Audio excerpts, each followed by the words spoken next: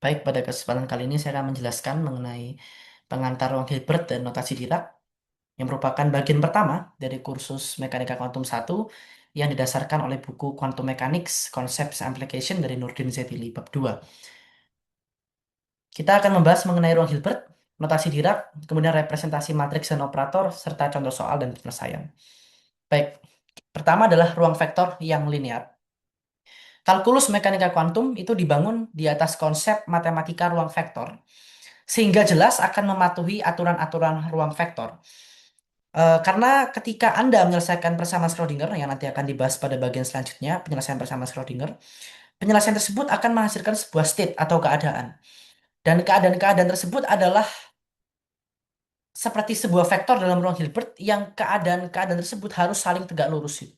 Jadi ada misalnya n state dan semua n keadaan ini tegak lurus dalam ruang Hilbert seperti itu. Jadi itu adalah definisi dari ruang Hilbert. Makanya disebut sebagai ruang vektor yang linear dan harus mematuhi aturan-aturan ruang vektor. Kemudian kita mendefinisikan himpunan vektor yaitu psi, pi, kappa, dan lain-lain.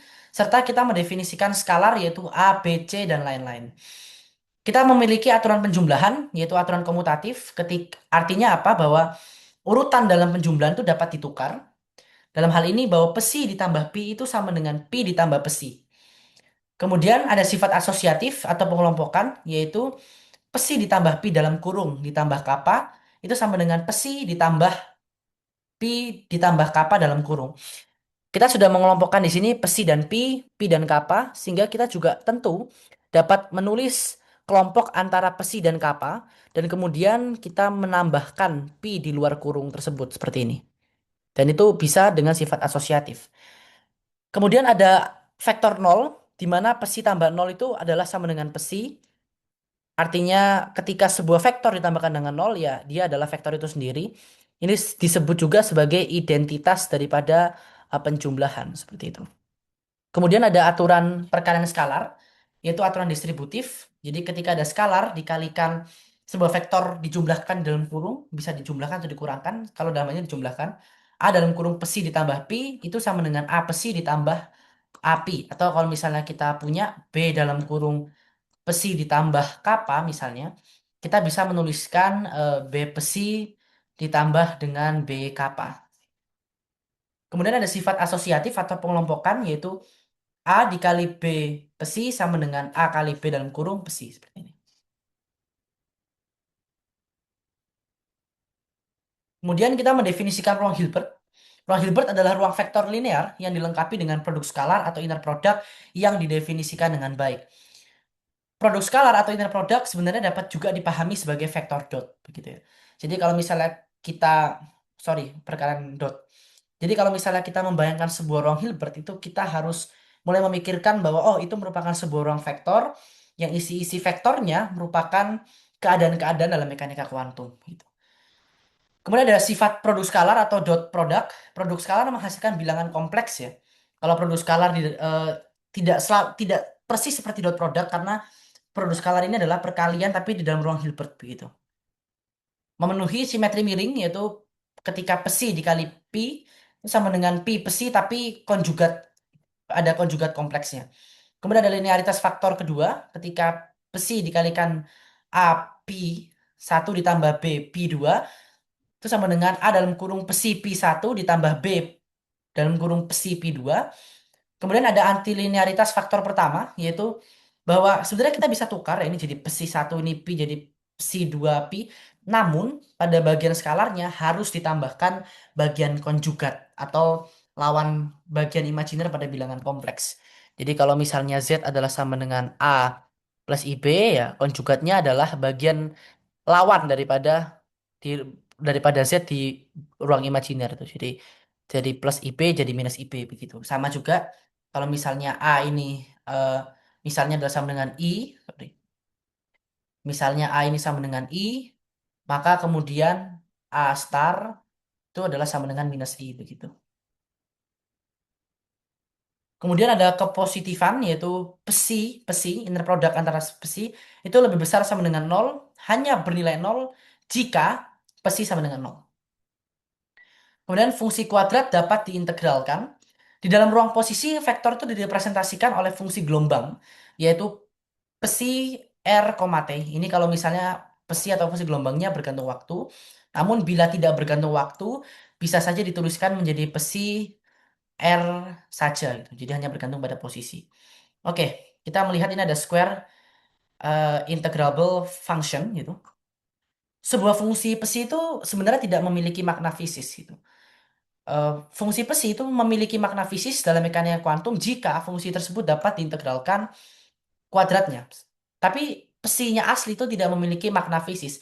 Makna fisis daripada psi itu diberikan oleh interpretasi probabilitas atau interpretasi Max Born atau interpretasi Copenhagen.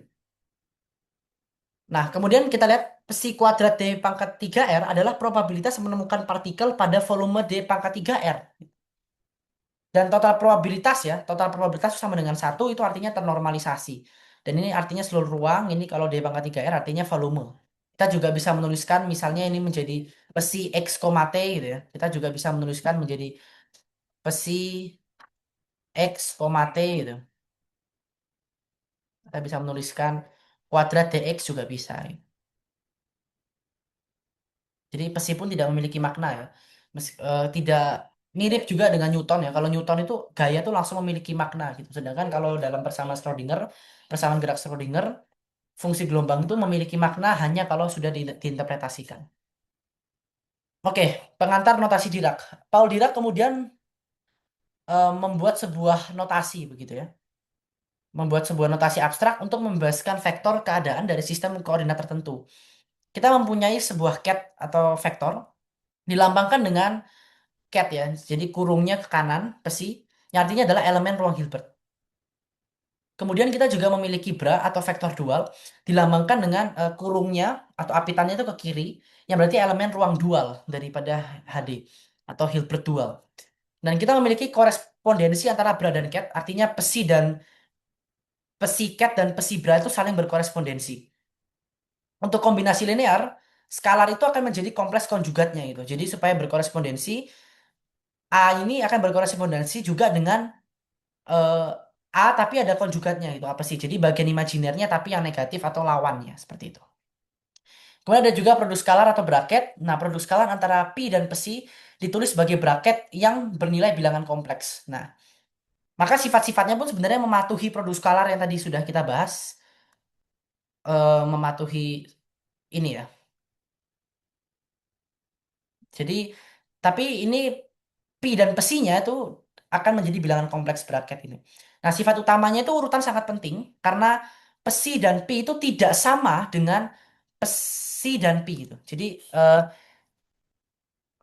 pi dan psi itu tidak sama dengan sorry, dengan psi pi gitu. Jadi tidak sama antara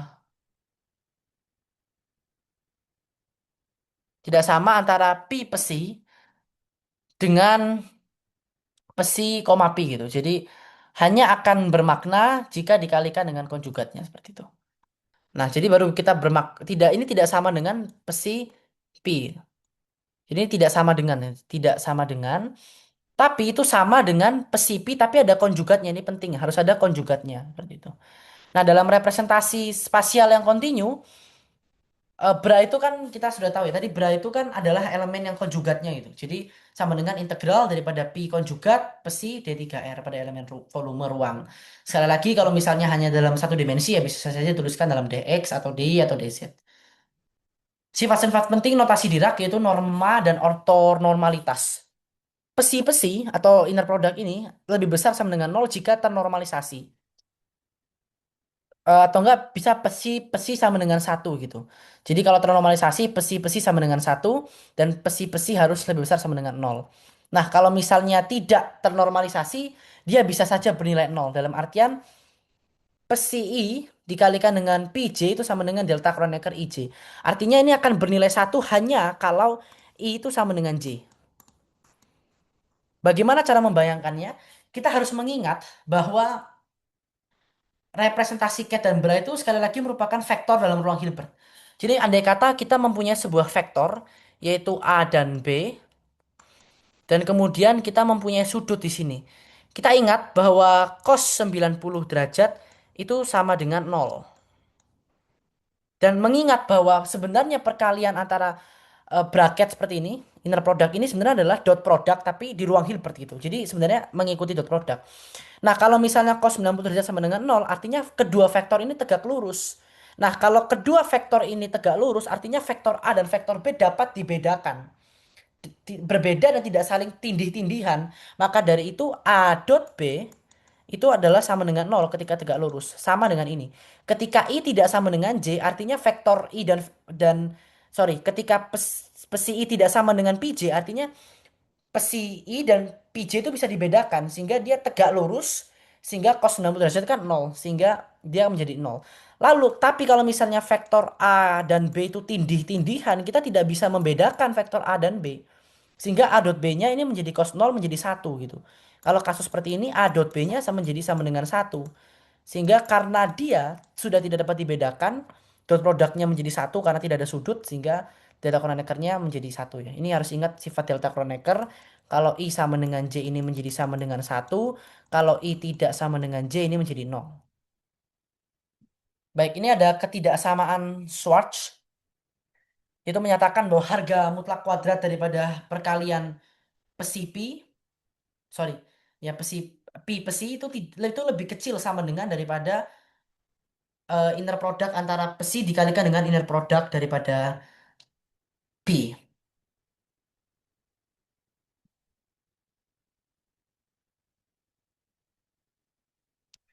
Kita dapat membuktikan dengan cara yang sederhana. Misalkan kita punya ya, misalnya punya A itu sama dengan 3 dan B itu sama dengan 2. Kita kalikan ya. 3 kali 2 kuadrat kan menjadi 6 kuadrat ya. Kan 36. Coba kita bandingkan dengan A kuadrat B kuadrat itu. Ini 3 kali 3 nih.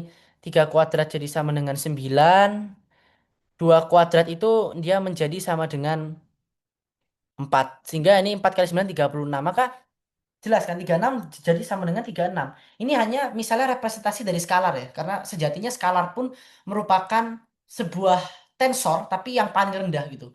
Jadi kalau misalnya tensor itu adalah matriks, kemudian kalau vektor adalah matriks baris atau matriks kolom, kalau misalnya skalar ya hanya angka saja, tapi sejatinya juga merupakan tensor atau tensor yang nol gitu ya. Nanti pada bagian tensor akan dibahas pada materi matematika.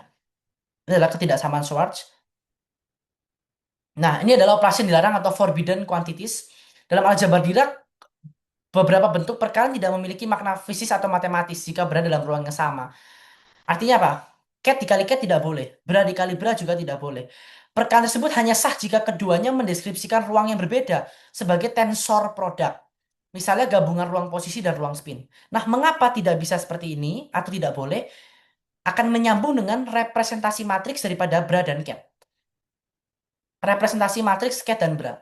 Dalam basis diskrit ortonormal, keadaan pesi itu dinyatakan sebagai vektor kolom, sedangkan bra dinyatakan sebagai vektor baris. Nah, pesi bisa seperti ini, vektor baris. Jelas, vektor baris tidak bisa dikalikan dengan vektor baris. Kecuali perkalian tensor kan. Sedangkan kalau vektor bra itu adalah vektor baris ya seperti ini. Maka jelas juga vektor baris tidak bisa dikalikan dengan vektor baris, vektor kolom tidak bisa dikalikan dengan vektor baris. Karena perkalian daripada matriks, jumlah baris dan kolom dari matriks yang dikalikan harus sama. Oke, contoh konkret dua dimensi, misalnya jika pesi atau eh, cat ya, catnya punya 2i, maka bentuk beranya adalah seperti ini. Tentu karena skalarnya, karena bagian ininya harus kita sudah tukar ya menjadi baris, tapi kita sekalikan dengan konjugatnya gitu. Jadi konjugat dari 2 karena dia merupakan bilangan real ya jelas 2, konjugat dari i dia menjadi minus i. Nah, perhatikan bahwa unsur imajiner i berubah menjadi konjugat kompleksnya, min i. Bracket versus outer product. Nah, bracket itu inner product akan menghasilkan skalar, sedangkan outer product itu menghasilkan matriks persegi 2 kali 2. Jadi inner product itu seperti ini ya. Itu akan menghasilkan skalar gitu. Nah, kalau misalnya outer product itu menghasilkan matriks persegi itu. Seperti ini. Oke. Kemudian ada operator linear A, itu operator yang mengubah suatu ket menjadi ket lain. Misalnya A pesi menjadi Pi. Kemudian elemen matriks operator atau matriks elemen itu menggunakan apitan dua keadaan basis. Nah, contoh penerapan paling konkretnya sebenarnya adalah Fermi-Golden Rule. Fermi-Golden Rule, di mana nanti pada akhirnya keadaan itu akan dihitung dengan apitan daripada ground state dan dihitung menggunakan ini ground state dan dihitung juga dengan menggunakan excited state atau keadaan tereksitasi yang juga nanti akan dibahas dalam bagian teori perturbasi bergantung pada waktu. Operator Hermitian A sama dengan A dagger, operator yang sama dengan konjugat transposnya. Oke, jadi kita menjelaskan dulu makna daripada dagger. Kita akan menjelaskan makna dari dagger. Nah, dagger sebenarnya adalah artinya kita melakukan sebuah transpose, tapi kita juga konjugatkan gitu. Jadi sudah transpose kita konjugatkan. Misalkan sebuah matriks itu memiliki elemen I 2 2 0. Nah, kita tukar barisnya di kolom gitu kan. Barisnya menjadi kolom artinya dia menjadi nanti I2, kemudian ini menjadi kolom ya 2 0.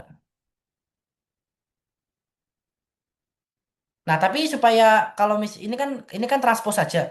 Kalau misalnya ada daggernya, maka ini harus menjadi min I atau bagian imajinernya harus dikonjugatkan seperti itu. Nah, signifikansi fisis berdasarkan besaran terukur atau observable wajib direpresentasikan oleh operator Hermitian agar nilai eigennya dijamin real atau nyata. Nah, operator Hermitian yang tertulis ini adalah bahwa A itu sama dengan A daggernya gitu, operator yang sama dengan konjugat transposnya.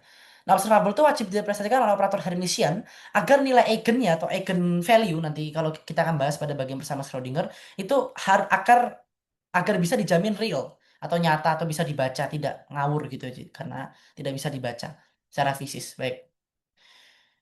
Baik ini ada contoh soal yaitu normalisasi keadaan. Misalnya diberikan keadaan seperti ini. N dalam kurung satu ditambah 2i2 dikurangi 23. Nah, carilah konstanta normalisasi N dengan asumsi basis ortonormal. Nah, penyelesaiannya syarat normalisasinya seperti ini ya. Cat psi, bra psi dikali dengan cat psi sama dengan satu. Nah, ubah cat itu menjadi bra dulu. Sehingga psi menjadi n ya. Ingat kalau ada skalar kita harus kalikan ya. N dengan konjugatnya seperti ini. Nah, kalikan bra dan cat, maka akan didapatkan seperti ini ya. Nah, kemudian n kuadrat, kemudian ini kita bisa kalikan, ini satu satu ini jadi dua dua karena i kali min i ya, dia akan menjadi satu, kemudian min 2 kali min 2 jadi 4. Nah, 9 dalam kurung n kuadrat sama dengan satu. Sehingga diperoleh harga mutlak daripada n kuadrat sama dengan 1/9, sehingga konstanta normalisasinya adalah sepertiga. Perkalian matriks operator, ya, misalkan operator A direpresentasikan oleh matriks seperti ini dalam satu basis, tunjukkan apakah operator ini bersifat Hermitian. Oke. Pertama kita tukar dulu, kita lakukan transpose dulu ya. Nah, transposnya kan kita tukar baris jadi kolom, tukar ke sini, jadi tukar ke sini juga. Nah, setelah kita tukar lalu kita lakukan konjugat kompleks, ternyata hasilnya juga sama gitu.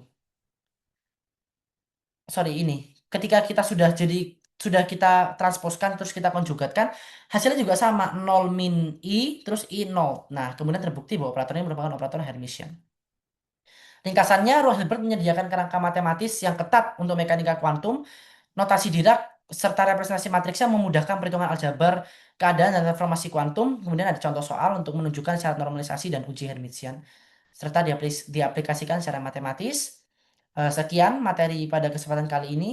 Pada bagian selanjutnya kita akan membahas lebih lanjut ya tentang metode matematika yaitu akan tentang operator, kemudian kita akan mencari bagaimana kita melakukan komutasi dan sebagainya. Terima kasih.